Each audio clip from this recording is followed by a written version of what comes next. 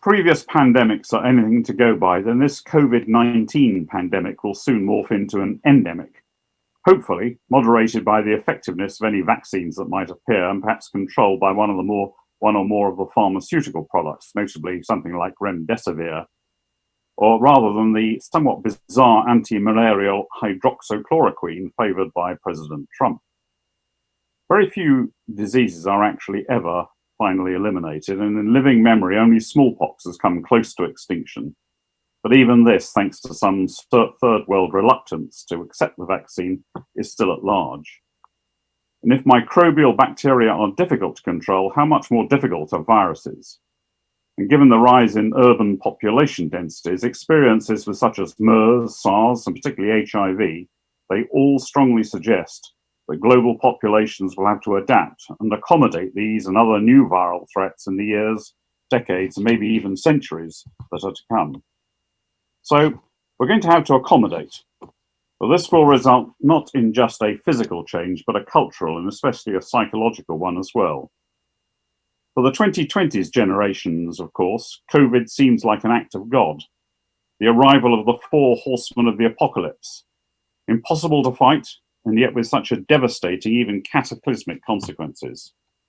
But of course, this is clearly not so.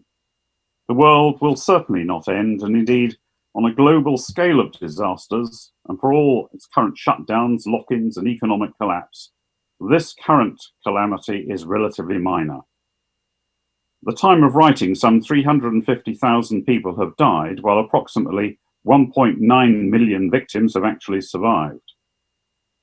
And even if the death toll were to rise to 1 million, that still hardly compares with a world war. About 20 million died in World War I and some 60 million in World War II. And our current COVID mortality level, and indeed both the two figures I've just mentioned in these wars, are dwarfed in turn by the approximately 100 to 150 million that died from the so-called Spanish flu that wrought such far-sprung changes in the wake of World War I, and whose strategic consequences still affect us today. Of course, don't get me wrong, I don't seek to underestimate the effect of COVID, or in any way dismiss the personal tragedy that follows the loss of a loved one. But as a military and international historian, it's my duty to set the currently perceived cataclysm into context. And just as in past pandemics, the consequences of this pandemic will be far more strategic than the medical records suggest. So we must expect similar strategic transformation. And we should recall that virtually all the consequential changes were not only seismic, but they were also unanticipated, which each producing not just losers, but winners as well. Now, in the Western world, there's a saying, when the going gets tough, the tough get going.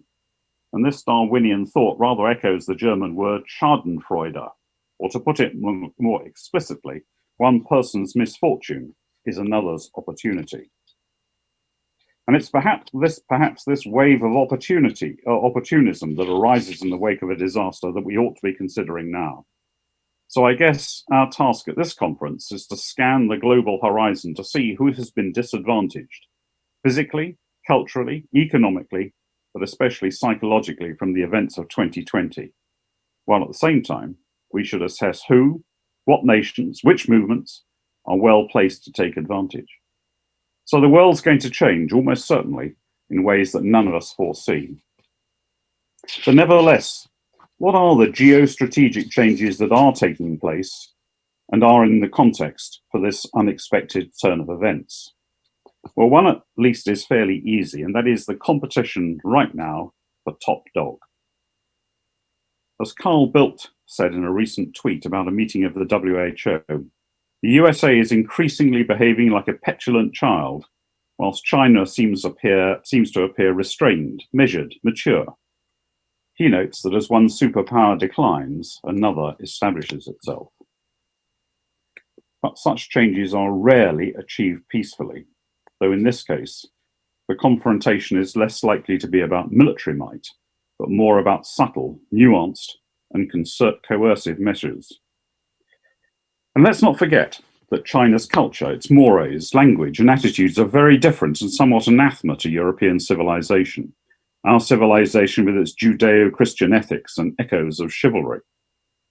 So while we in the West think we are playing a game of poker, the Chinese are outsmarting us at chess. But of what we can determine of Chinese strategy, it does appear that she is pursuing a two-pronged foreign policy approach.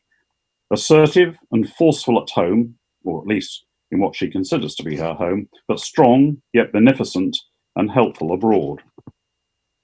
You might find this surprisingly, but China's militant approach within her self-generated 9-dash line has been as intensive during the COVID crisis as ever it was.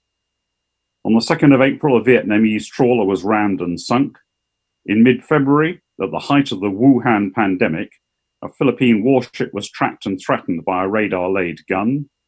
And since mid-April, a Chinese research vessel has been conducting a seabed survey flagrantly inside Malaysia's exclusive economic zone.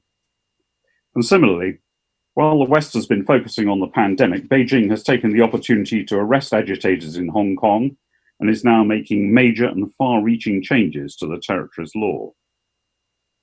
But in contrast, on the world stage, China seeks to appear peaceful and benign and to expand its influence. China was determined to be seen to providing emergency medical supplies to Italy, Belgium, France, Czech Republic and Spain at the height of the epidemic. And now, of course, it's widening its span to include Africa, no doubt South America in turn. But already, her Belt and Road Initiative fosters links to Russia across a Eurasian land bridge, via the old Silk Road along the Central and West Asia corridor all the way to Istanbul, and its so-called maritime Silk Road routes pass down the South China Sea, through the Straits of Malacca, across to Sri Lanka, across to East Africa, through Suez, across the Aegean, and even up the Adriatic to the very outskirts of Venice itself. But these are not just trade routes, these are also avenues of strategic investment. Chinese foreign direct investment in Europe has increased by almost 50 times in only 8 years, from less than 840 million in 2008 to a record high of 42 billion in 2016. And it becomes interesting when you start to think which areas have been targeted. China Reform's recent attempted takeover of the UK high-tech firm Imagination, for example, is part of a major Chinese acquisition spree in Europe and North America over the last few years. Just last year, Chinese entities invested 11.7 billion euros in European Union countries, the vast majority in mergers and acquisitions. In Britain, China already has a controlling stake in Scotland's only oil refinery at Grangemouth. It seeks to use Huawei to control the UK's 5G network and still has plans to develop Britain's next generation of nuclear power stations. Beijing has also shown a strong interest in European airports, with a 9.5% share in London's Heathrow, but a 49.9% share in Toulouse in 2014, and an 82% share of Hahn Airport near Frankfurt. It also holds controlling stakes in the airports of Tirana, Albania, and Ljubljana in Slovenia. And such strategic penetration is mirrored in other countries, such as Italy, where some 29 deals have now been signed, including the purchase of Pirelli, as well as projected investments of up to 7 billion euros in the Italian ports of Genoa and Trieste. In cash-strapped Greece, too, the Chinese state-owned enterprise giant Costco has acquired a 67% stake in the port of Piraeus, which is Europe's largest passenger port. With Piraeus now considered China's gateway into Europe, shipping times for Chinese goods have been shortened by a week, and China intends to use Piraeus as its main platform for its maritime Silk Road. Of course, such foreign direct investment should in the normal course of global trading be welcomed. But the problem is that Chinese investment has an ulterior motive.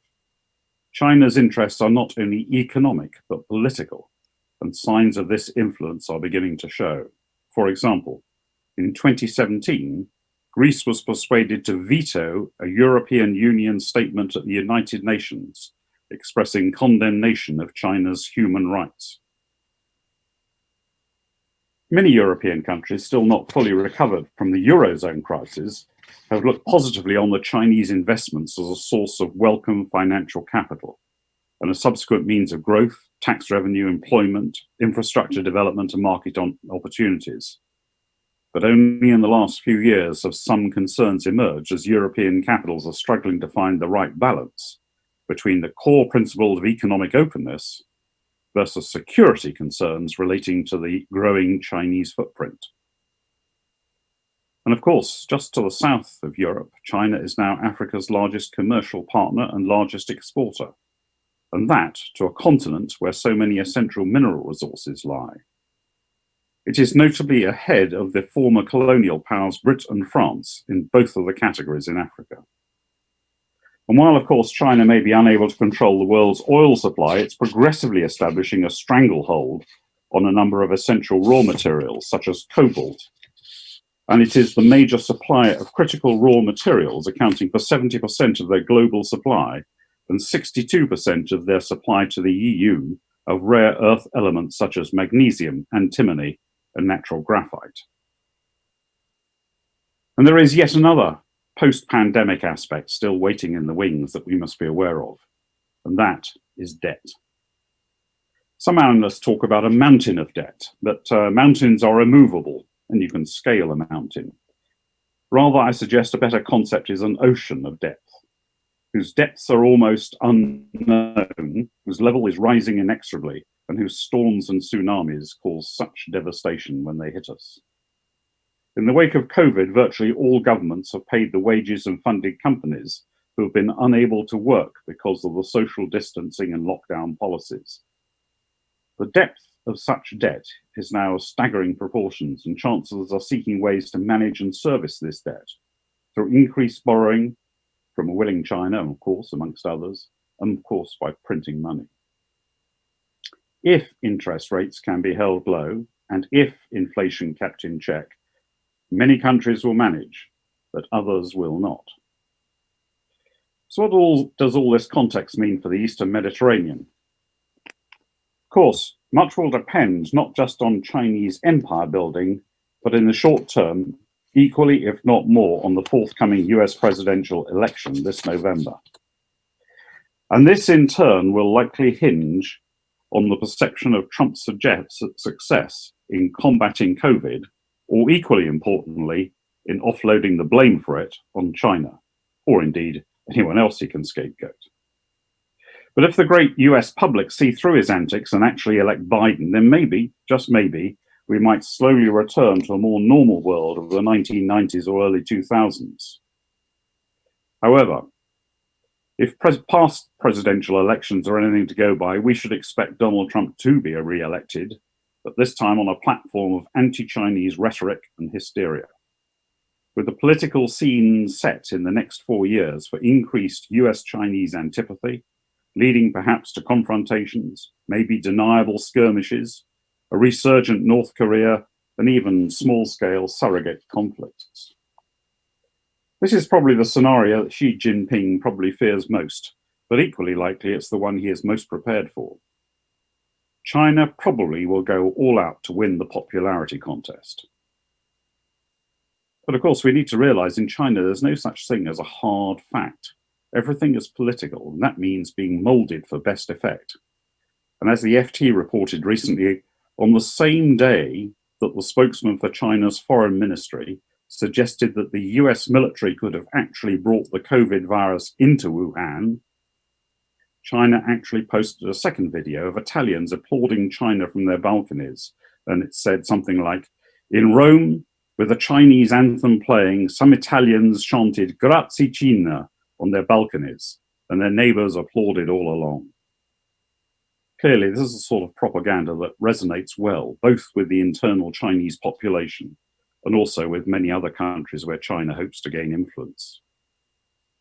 However, if Mr. Trump does become more overtly hostile after the election, expect the Chinese relationship with Russia to deepen rather further, supporting and affording Mr. Putin a free hand in Syria, the Middle East, and certainly in his dealings with Turkey. But China, of course, won't have it all her own way, as the issue of responsibility for the pandemic is still an open question. As the FT noted recently, politicians as far apart as Australia, India, Europe, and Brazil have pinned the blame for the rapid spread of the pandemic on Mr. Xi's administration. And any call for an international inquiry will inevitably lead to counters by China.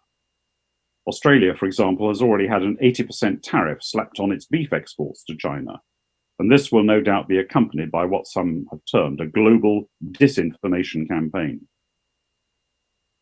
The communist government made protests recently after details emerged of an internal EU report, that pointed to evidence of Beijing using both overt and covert tactics in a global disinformation campaign to avoid blame for the pandemic. The diplomatic pressure highlights China's strong pushback against accusations from Europe that it is attempting to use a health emergency to sow division and make strategic gains. So the Allies may have to choose which side to support, US on the one hand or Trump on the other. But if confrontation does intensify, then the world will likely move on to what many analysts have already called a new Cold War between the US and its partners on the one hand, and China, Russia, and its adherents on the other. However, whether such a Cold War will be pursued by Mr. Trump with all the vim and vigor of the last Cold War, I have my doubts. And I suggest that much posturing and rhetoric will be largely for US internal consumption. So let's just assume Mr. Trump is indeed re-elected. What then will he seek as his legacy in his second and final term? Well, if his first term is anything to go by, we've got to anticipate whimsy, unpredictability, a continuing sneaking respect for dictators, an ambivalence towards his allies, a dislike of international institutions such as the UN, a rejection of any arms control, and an inability to see anything except the most blindingly obvious. Such traits, I suggest, are not those of a strategic globalist, the world's policeman, a man of peace and coexistence. Rather, they speak of an insecure man, a showman, one desiring instant success and adulation at home, whilst largely indifferent to the affairs in unimportant and remote parts of the globe. If he does become fixated on China across the Pacific, by pandering to xenophobic nationalism, then such a focus will become a new form of international blindness elsewhere, a sort of isolationism comparable to the 1920s and 1930s. And perhaps for the Eastern Mediterranean, that leaves us with the saying, when the cat's away, the mice will play. Well then, what might happen if a different cat arrives? Thank you.